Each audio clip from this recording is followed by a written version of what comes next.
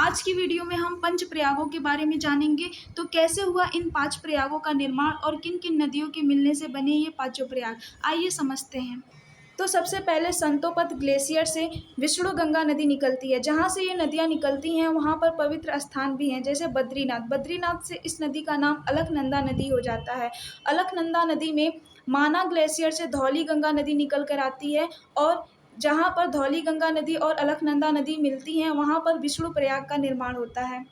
आगे जिस नदी का प्रवाह अधिक होता है उसी का नाम दिया जाता है। तो आगे अलकनंदा नदी आगे की ओर बढ़ती है और इसमें त्रिशूल ग्लेशियर से नंदाकिनी नदी आकर मिलती है। जहाँ पर नंदाकिनी नदी अलकनंदा नदी से मिलती है वहाँ पर नंद प्रयाग का निर्माण होता है।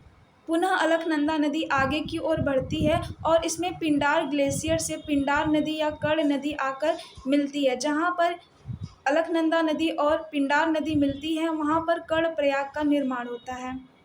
अब केदारनाथ के समीप चोराबाड़ी ग्लेशियर से मंदाकिनी नदी निकलती है, जो अलकनंदा में जाकर मिल जाती है। जहाँ पर अलकनंदा और मंदाकिनी नदी मिलती हैं वहाँ पर रुद्रप्रयाग का निर्माण होता है। और इसी क्रम में अलकनंदा नदी आगे की ओर बढ़ती है तो इसमें गोमुख के समीप गंगोत्री ग्लेशियर से भागीरथी नदी निकलती है और अलकनंदा नदी में आकर मिल जाती है। जहाँ पर भागीरथी और अलकनंदा नदी मिलती हैं वहाँ पर देवप्रयाग का निर्माण होता है। आगे इस नदी का नाम गंगा नदी हो जाता है और यहीं से गंगा नदी अपने मैदानी भागों में प्रवेश करती है।